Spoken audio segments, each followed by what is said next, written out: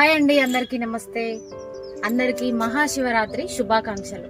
ఈ మహాశివరాత్రి సందర్భంగా మా ఊర్లో ఒక పురాతన శివాలయం అయితే ఉందండి. ఆ శివాలయం లోపలికి వెళ్ళి మనం శివయ్యని దర్శనం చేసుకుందాం.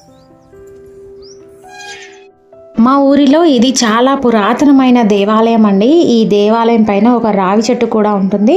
ఆ రావి చెట్టు యొక్క వేర్లు ఈ గుడి లోపలికి చొచ్చుకొని ఉన్నాయి.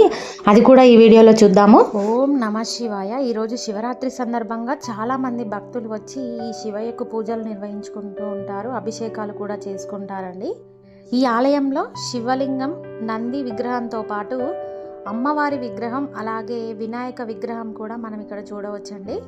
చూడండి, ఈ ఆలయం లోపలికి రావి చెట్టు యొక్క వేర్లు లోపలికి వచ్చేసాయి. ఎంత పురాతనమైనదో మనం చెప్పవచ్చు. చాలా అద్భుతమైన దేవాలయం అండి. మీ ఊర్లో గనక ఇలాంటి పురాతనమైన దేవాలయాలుంటే మాకు కామెంట్ చేయండి. ఆ శివయ్య ఆశీస్సులు మనందరికీ ఉండాలని కోరుకుంటూ ఈ వీడియోకి లైక్ చేయండి, మా ఛానల్ని సబ్స్క్రైబ్ చేసుకోండి.